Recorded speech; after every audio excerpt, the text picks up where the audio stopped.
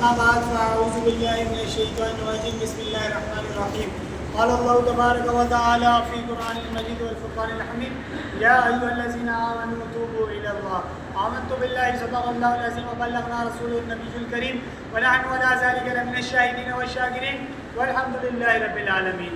جناب علی کتاب کا نام ترمذی شریف میں حدیث نمبر 3336 پر میرے جانان صلی اللہ تعالیٰ علیہ وآلہ وسلم کا فرمان نقل ہے. فرمان کے راوی حضرت ابو ہریرہ رضی اللہ تعالیٰ عنہ فرماتے ہیں میں نے اپنے جانان صلی اللہ تعالیٰ علیہ وآلہ وسلم کو فرماتے ہوئے سنا.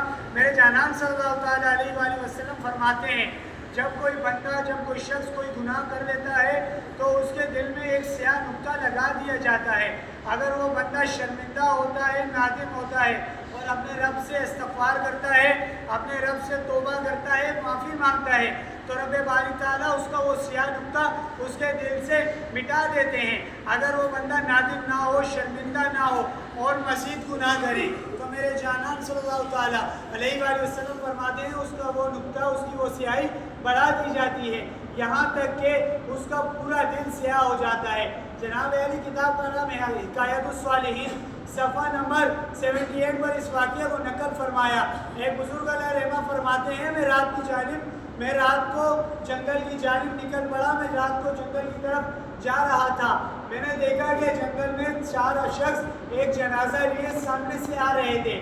آپ فرماتے ہیں میں نے بڑی ہمت کی جب وہ میرے آ گیا. میں نے ان سے پوچھا اللہ کا جو حق تم پر ہے، اللہ کو حق نزدیک جانتے ہوئے، اللہ کو گواہ بناتے ہوئے تم میرے سوال کا جواب دو، کیا تم نے اسے قتل کیا ہے یا کسی اور نے اسے قتل کیا ہے؟ اب تم ابھی اس کی لاش کو میرے ٹھکانے لگانے لے جا رہے ہو. وہ کہنے لگے اے بابا، اے اللہ کے ولی، اے اللہ کے دوست، نہ ہم نے اسے قتل کیا ہے نہ کسی اور نے اسے قتل کیا ہے، بلکہ ہم تو مزدور ہیں. اس کی ماں نے ہمیں مزدوری دینی ہے. اس کی ماں قبرستان میں بیٹھی ہے.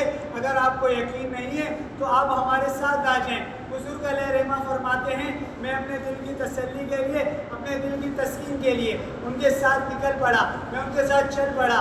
جب میں چلتے چلتے قبرستان گیا، بزرگ علیہ رحمہ فرماتے ہیں تو میں قبرستان جب پہنچا تو واقعی میں ایک تازی قبر کھدی ہوئی ہے اور قبر کے باہر ایک بوڑھی عورت بیٹھی ہے. بزرگ علیہ رحمہ فرماتے ہیں میں اس بوڑھی عورت کے پاس گیا اور میں نے کہا اما جان یہ شخص کون ہے؟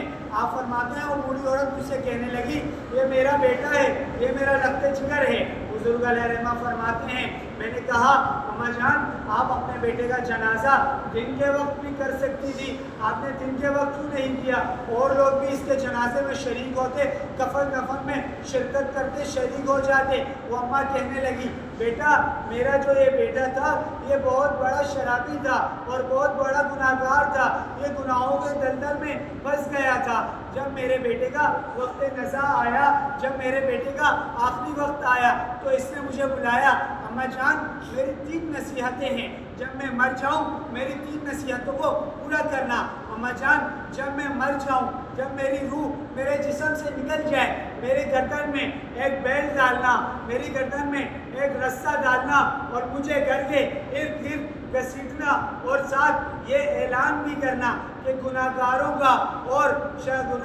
کا یہی حال ہوتا ہے، اپنے رب کے نافرمانوں کا یہی حال ہوتا ہے. بیٹا اس نے مجھے دوسری نصیحت یہ کی کہ اما جان جب میں مر جاؤں میرا جنازہ مجھے رات کے وقت قبرستان لے جانا، مجھے رات کے وقت قبر میں اتارنا. اگر مجھے دن کے وقت دفنائیں گے تو لوگ مجھ پہ لعن طعن کریں گے، کہ کہیں گے کہ وہ دیکھو گناہ گار جا رہا ہے، وہ دیکھو شرابی جا رہا ہے. اور بیٹا اس نے مجھے تیسری وصیت یہ کی ہے اما جان جب مجھے قبر میں اتار دیا جائے تو اپنے سر کا سفید بال میرے ساتھ قبر میں رکھ دینا، کیونکہ میں نے سنا ہے سفید بال سے اللہ تعالیٰ کو حیا آتی ہے. بیٹا اس نے مجھے یہ 3 نصیحتیں کی ہیں. بزرگ علیہ رحمہ فرماتے ہیں پھر میں آگے بڑھا. وہ اماں فرماتی ہیں کہ اس بزرگ علیہ رحمہ فرماتے ہیں اماں نے مجھ سے کہا کہ بیٹا اس کی پہلی وصیت کے مطابق میں نے اس کے گلے میں رسہ ڈالا. میں جیسے ہی گھسیٹنے گئی تو غیب سے حاطب سے آواز آئی اے بڑھیا اسے نہ گھسیٹو، ہم نے اسے بخش دیا ہے، ہم نے اسے معاف کر دیا ہے، یہ اپنے گناہوں پر شرمندہ ہوا، نادم ہوا، ہم نے اسے بخش دیا ہے. بزرگ علیہ رحمہ فرماتے ہیں پھر میں آگے بڑھا اور میں نے اس کا جنازہ پڑھایا، پھر اس کو قبر میں دفنایا، قبر میں رکھا اور اس کی تیسری وصیت کے مطابق اس کی اماں کا سفید بال لیا، اس کے ساتھ رکھا۔ بزرگ علیہ رحمہ فرماتے ہیں جیسے ہی میں نے بال رکھا اس کے جسم میں حرکت پیدا ہوئی، حرکت جیسے ہی پیدا ہوئی میں حیران رہ گیا۔ آپ فرماتے ہیں اس شخص نے آنکھیں کھولی اور مجھ سے مخاطب ہوا اور کہنے لگا یا شیخ، اے اللہ کے ولی، اے اللہ کے دوست، ہمارا رب بہت بڑا غفور ہے، ہمارا رب بہت بڑا رحیم ہے، وہ بڑے بڑے گناہ گاروں کو بخش دیتا ہے، وہ نیک لوگوں کو ہی بخش دیتا ہے اور بڑے بڑے گناہ گاروں کو ہی بخش دیتا ہے۔ بزرگ علیہ رحمہ فرماتے ہیں یہ کہہ کر اس نے ہمیشہ کے لیے آنکھیں بند کر دی۔ جناب علی صدیق اکبر فرماتے ہیں کہ سچی توبہ یہ ہے کہ جب بندہ گناہ کر لے پھر گناہ کی طرف جائے نہیں۔ آپ فرماتے ہیں کہ سچی توبہ کی مثال یہ ہے کہ جب بکری کے دودھ سے بکری کے تھن سے دودھ نکال دیا جائے، جب بکری کے تھن سے دودھ نکال دیا جائے وہ دودھ واپسی نہیں جا سکتا، اسی طرح بندہ جب توبہ کرتا ہے تو اس سے گناہ کی طرف واپسی نہیں جا سکتا۔ وما علیہ البلاغ المبین۔ اللهم صل على سيدنا ومولانا محمد وعلى ال سيدنا ومولانا محمد وبارك وسلم وصل عليه۔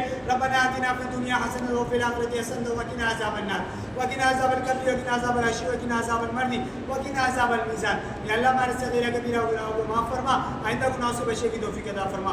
ببرکتہ ان اللہ وملائکتہ یصلون علی النبی یا ایھا الذین آمنوا صلوا علیہ وسلموا تسلیما۔ اللهم صل على سيدنا ومولانا محمد وعلى ال سيدنا ومولانا محمد وبارك وسلم وصل عليه۔